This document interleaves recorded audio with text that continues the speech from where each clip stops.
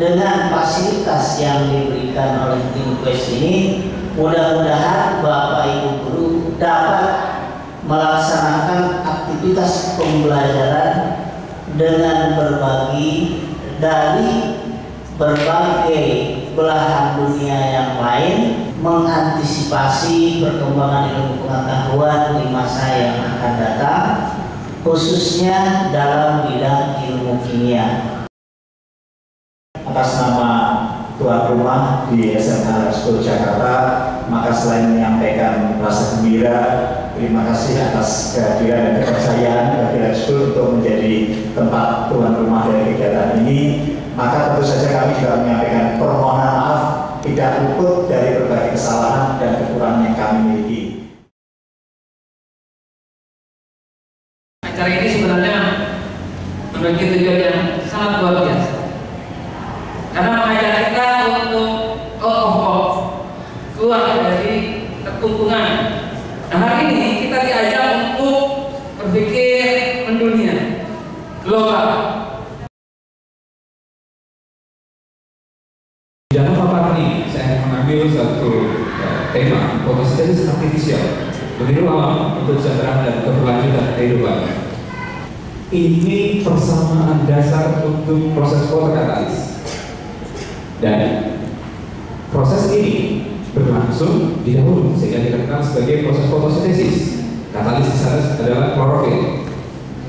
CO2 ditambah H2O ditambah energi menghasilkan O2 dan karbohidrat. Kalau dipandang sebagai proses yang sederhana, fotosintesis hanyalah proses apa Bapak Ibu sekalian? Iya, proses redox.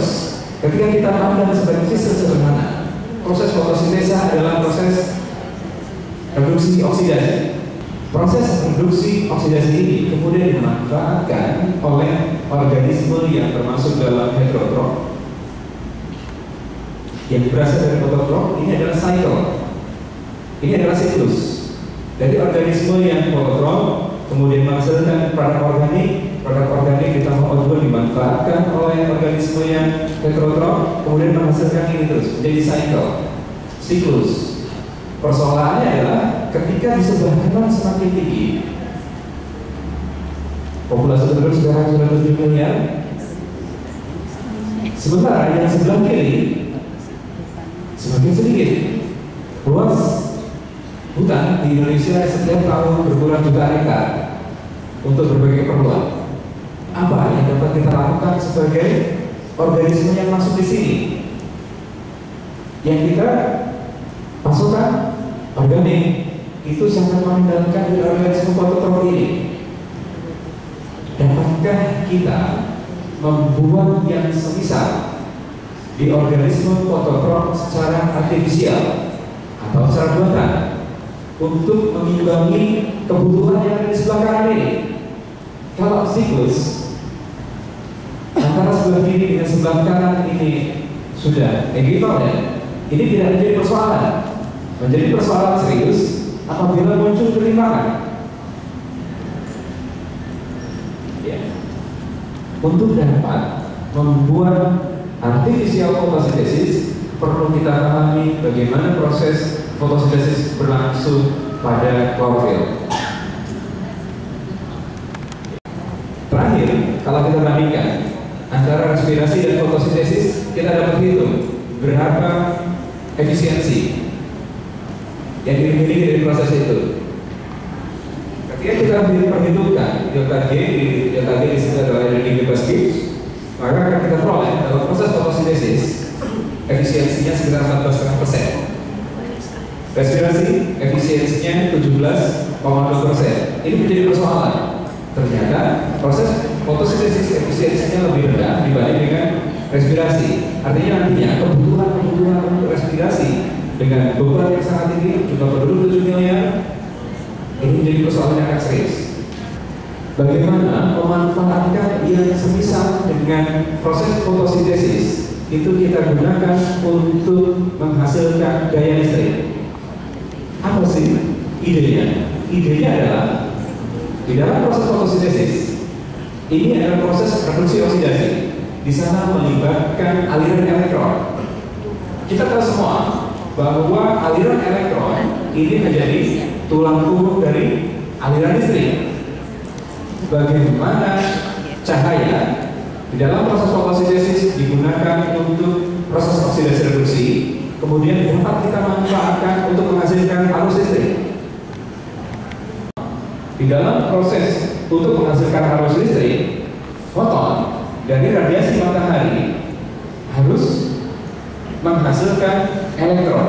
Bagaimana caranya?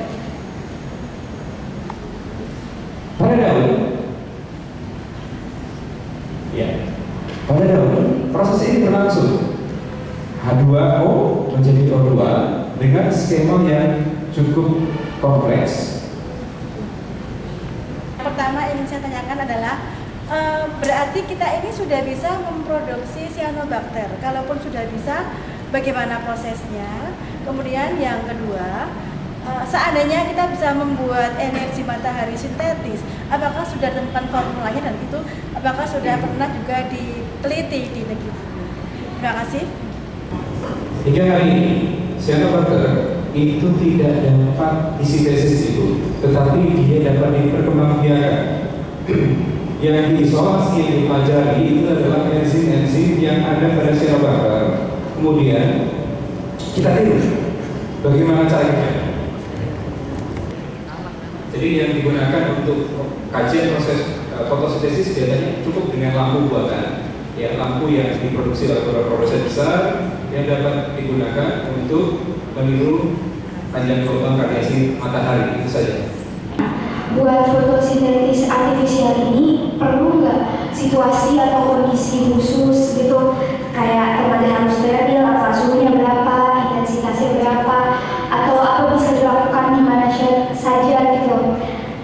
Pertanyaan yang kedua, lalu buat kami sebagai murid SMA, ada nggak cara yang sederhana untuk melakukan fotosintesis artifisial ini?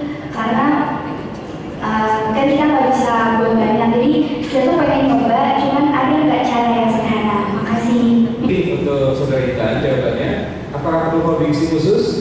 Kalau Anda ingin mempelajari secara sifat basic science-nya, ya. Tapi kalau untuk aplikasinya Anda tidak perlu. Anda tidak. Tadi dijelaskan bahwa proses modifikasi geodet untuk cat dan mungkin lantai nantinya itu ada proses impregnasi atau segala macamnya untuk melakukan khusus atau ada proses reaksi tersendiri. Kemudian yang kedua tadi berkaitan dengan pertanyaan yang kedua bahwa untuk proses pembuatan fotokatalitik transducer yang digunakan apakah harus titanium oxide dan bagaimana proses penempelan antara titanium itu sendiri atau nanokatalitik tadi dengan si motor atau biomotor yang kita gunakan untuk pembuatan antena itu sendiri. Bapak Andi dari SMA Negeri Pak, bagaimana sebenarnya bagaimana perlakuannya? Ada perlakuan khusus memang yang digunakan. Bagaimana membuat TiO2 yang umumnya kita masukkan itu ada dua pilihan. Kita akan membuat lewat jalur alkoksida, jadi TI alkoksida yang kita masukkan di dalam sirkuit dapat menggunakan secara ion exchange pertukaran bagian atau melalui jalur solgel. Itu bagaimana caranya nanti ada bisa diskusikan secara khusus. Ya. Terus kemudian bagaimana fotokatalisis harus TiO2? Tidak harus. Namun yang paling stabil sementara ini diketahui adalah TiO2 dengan berbagai macam bentuknya, variannya. Kita bisa membuat dia sebagai hollow, ya kita berlobang-lobang. Dapat kita gunakan dia sebagai tube, ya, berbentuk tabung, atau hanya dia dalam bentuk sebagai nanopartikel. Itu bisa dengan berbagai macam kelebihannya tentunya. Jadi mengapa TiO2? Karena TiO2 paling stabil dan dia kinerjanya paling tinggi. Ya, terima kasih. Jadi kegiatan ini diselenggarakan dalam rangka merayakan Tahun Dunia. Event ini juga diselenggarakan saat ini berbarengan dan sama waktunya di ITB, di Auditorium ITB Bandung. Juga mengundang guru kimia dan guru sains, juga siswa siswa dari Kota Bandung dan juga di beberapa sekolah di Provinsi Jawa Barat. Jadi Bapak dan Ibu, setelah mengikuti kegiatan ini, kami harapkan Bapak Ibu bisa membuat proyek yang berhubungan dengan dirinya melalui website Inquest. Pelatihannya nanti akan diatur di tingkat MGIP.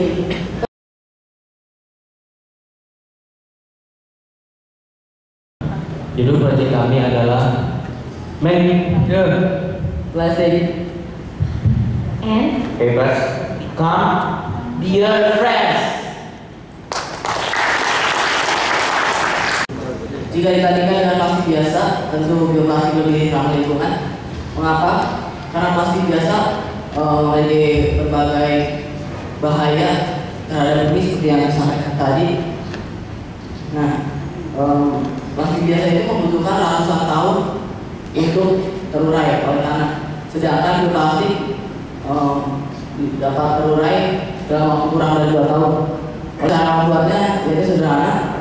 Pertama, kita masukkan tepung ketan ke dalam gelas beker, kemudian ditambahkan air, cuka, dan gliserin, lalu dicampur dan diaduk. Setelah itu dipanaskan hingga mengental dan dicetak. Dicetak bisa di atas kaca atau permukaan yang halus seperti keramik dan tempat lain, dan akhirnya didapat bioplastik. why I choose the bamboo as the raw material of the bamboo paper? The first thing is bamboo is the commonly found in Indonesia. Especially they can grow anywhere and everywhere, in the mountain or in the low ground. And then I choose the second reason is bamboo is the fastest growing trees among the other trees. And the most important thing that the bamboos have a strong fiber. Tahun ini anak kita SMA 48 keluar sebagai juara 2. Juara 2 itu bukannya juara 2 enggak. Juara 2 ini dari 33.000 peserta dari 52 negara. Nah, anak-anak itu terus bangun kreativitasnya, kembangkan terus kesukaannya. Nanti pada waktu riset tersebut bisa dipresentasikan kepada anak-anakku yang lain supaya ini memberikan satu motivasi, satu dorongan, satu spirit. Ternyata kita nggak kalah tuh dengan pelajar Amerika. Padahal Amerika juga ikut lomba, tapi Amerika memang menjadi juara pertama untuk kategori SMP yang usia 16 tahun ke bawah. Nah, untuk yang usia 19 tahun, juara pertamanya dari Indonesia, dari SMA 4 Denpasar, juara 2-nya dari SMA 48 Jakarta, juara 3-nya dari India. Dengan program ini, kita berharap kita bisa melakukan perubahan pada proses pembelajaran, menghasilkan anak-anak Jakarta yang unggul, anak-anak Jakarta yang kompetitif, anak-anak Jakarta yang berdaya saing. Bisakah itu kita wujudkan? Insya Allah. Aplaus untuk kita semua.